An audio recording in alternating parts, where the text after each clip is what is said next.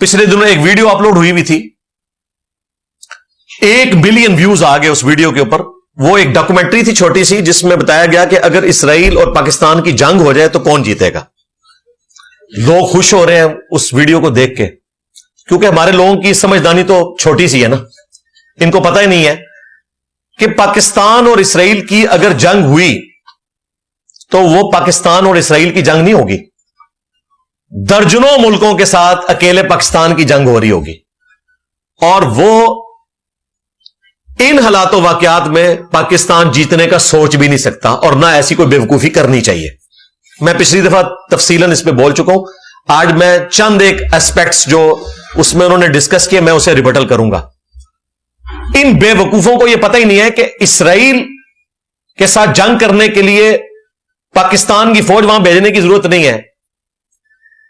इर्द गिर्द के जो अरब मुमालिक हैं वो भी मिलकर अगर इसराइल के खिलाफ सही तरीके से मुनज़्ज़म जंग करें, उस तरह नहीं जिस तरह 67 में की और ये बुरे तरीके से हार गए, सही तरीके से तो शिकस्त दे सकते हैं। लेकिन प्रैक्टिकली ऐसा नहीं है। इसराइल अकेला नहीं है, इसराइल तो कुछ भी नहीं है, उसकी तो कुत्ते की भी औकात नहीं है। उसके पीछे जो उसका अब्बा है ना, अमेरिका और यूके, जिन्होंने उनको जबरदस्ती वहां पे आबाद किया हुआ है, वो खड़े हैं। और यूके और अमेरिका जिसके पीछे खड़े हैं, तो वो दोनों नहीं खड़े। नेटो के 32 मुल्क हैं, जिनमें 2 इस्लामिक कंट्रीज भी हैं। नंबर 1 तुर्की है जी, वही तुर्की, तैयब अर्दगान वाला तुर्की, हां जी, मुसलमान उम्मत का लीडर। और दूसरा अल्बानिया। अगर इसराइल के साथ जंग हो किसी मुल्क की, तो तुर्की इसराइल का साथ देगा, क्योंकि वो उस ट्रीटी के पाबंद हैं नेटो के। आज भी नेटो में सबसे ज्यादा फौज तुर्की की है। वहां फिर इस्लाम पीछे रह जाएगा, क्योंकि उस मुआहदे की उन्होंने पासदारी करनी है। अब मुझे बताएं, ये बेवकूफ जो आपको पट्टियां पढ़ाते हैं कि जी पाकिस्तान फौज भेज दे, अच्छा फिर कहते हैं जी एटम बम फेंक दे। अच्छा एटम बम आप भी फेंकेंगे? वो नहीं फेंकेंगे, वो भी फेंकेंगे। अमेरिका के बहरी बेड़े दुनिया के सारे समुद्रों में खड़े हुए, चंद घंटों के वक्फे से वो अपने आप को एक्टिवेट कर सकते हैं। आपको अंदाजा ही नहीं है। ये कहानियां करवाना छोड़े और इस तरीके से लोगों को भड़काना। और फिर लोग देखते हैं अब फौज भी हमारी मजबूर है, वो ISPR के जरिए मिली तराने तो रिलीज करती है, लेकिन ये ब्रीफिंग नहीं दे सकती और ना देनी चाहिए उसको, क्योंकि फौज अगर इस तरह की ब्रीफिंग देगी तो हमारा मोरल तो वैसे ही डाउन हो जाएगा। ये हमारे जैसे वाइजीन का काम है, जिन्हें इस हकीकत का पता है कि वो लोगों को सही पिक्चर बताएं। मैं पिछली दफा आपको तफसीलन बता चुका हूं, इस तरीके से मुल्कों में जंगें नहीं होती हैं, और ना इसके ऊपर कोई फौज को लान तान किया जा सकता है कि फौज लड़ने के लिए वहां क्यों नहीं जा रही है। आपको अंदाजा ही नहीं है, इस किस्म की कहानियों से बाहर निकले। हां, OIC के फोरम पे, UNO के फोरम के ऊपर वो आवाज उठानी चाहिए बेसिक ह्यूमन राइट्स के लिए, यह जरूरी है। बाकी मैंने मुआखात की बात की, जो नबी सल्लल्लाहु अलैहि वसल्लम ने एक मुहाजिर और एक अंसार को भाई बनाया, बल्कि सूरत निसा में आया था कि अल्लाह की जमीन वसी है, हिजरत कर जाओ, ताकि क़यामत वाले दिन कोई एक्सक्यूज ना पेश कर सको अल्लाह ताला को इस हवाले से। अल्लाह ताला पकड़ लेगा कि जमीन तो वसी थी, तुम क्यों नहीं गए अपनी जान बचाने के लिए, ईमान बचाने के लिए। वो वाली हिजरत तो फर्ज थी मक्के के लोगों पर। उस वक्त अगर कोई हिजरत ना करता तो वो काफिर हो जाता, क्योंकि मैन पावर मदीने में जमा करनी थी। वो हिजरत वही की ताईद के साथ थी। उसके बाद भी एक प्रेसिडेंट सेट हो गया कि अगर किसी इलाके में मुसलमान इस्लाम के मुताबिक जिंदगी नहीं गुजार पा रहे, सख्ती है, तो हिजरत कर जाए वहां से। और इसमें मैंने कहा था कि ऑलमोस्ट 50 लाख के करीब फलस्तीनी हैं, आज रजिस्टर्ड मिला लें तो तकरीबन 80 लाख के करीब है। मुश्किल से 1.25 लाख के करीब एक मुसलमान मुल्क के हिस्से में आएंगे। 57 इस्लामिक कंट्रीज उनको आबाद कर सकते हैं। तो कहते हैं जी इंजीनियर साहब कह रहे हैं वो अपना मुल्क छोड़ के चले जाएं। अच्छा, आप क्या चाहते हैं? वो अपने मुल्क में रहें और मरते रहें?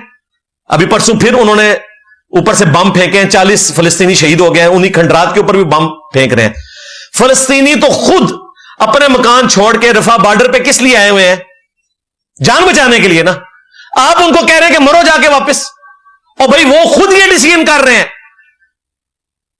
کہ ہم بارڈر پہ آ کے رہیں گے تاکہ ہمارے اوپر بمباری نہ ہو. آپ کہہ رہے ہیں نہیں واپس جاؤ، یہ ان کو سرزمین سے نکالنا چاہتا ہے. اچھا آپ باندھ کے مروانا چاہتے ہیں.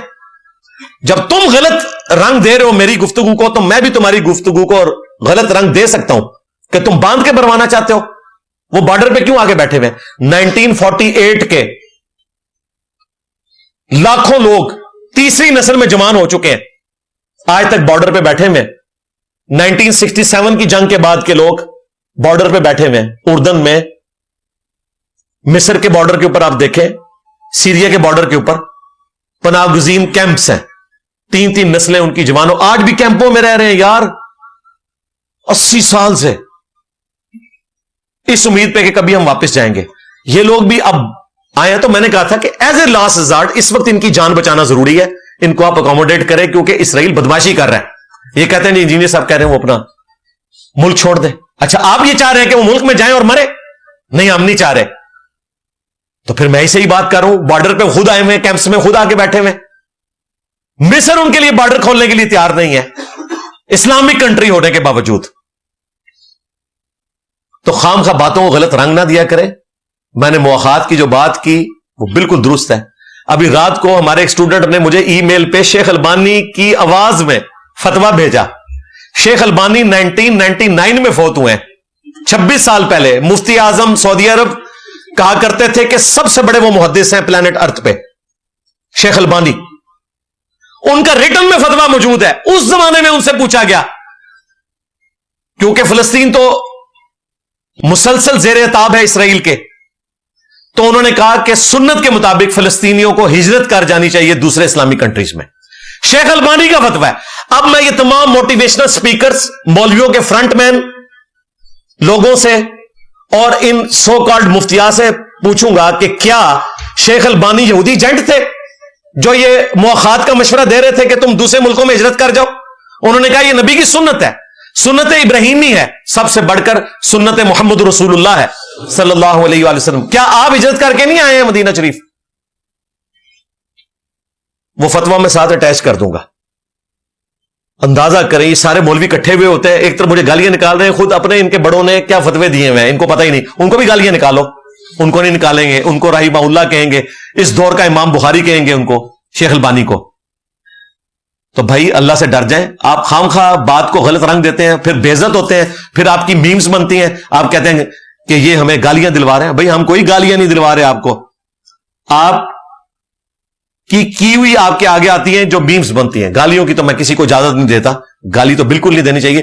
میمز وہ ان لوگوں کا حق ہے، ہاں بالکل ملنی چاہیے، ان کو بار بار ملنی چاہیے، کیونکہ ان کو میری علمی بات تو سمجھ نہیں آ رہی نا. ان کے پرانے اور نئے بیان چلا کر اور جو ان کے دعوے ہیں ان میں ان کو ایکسپوز کریں.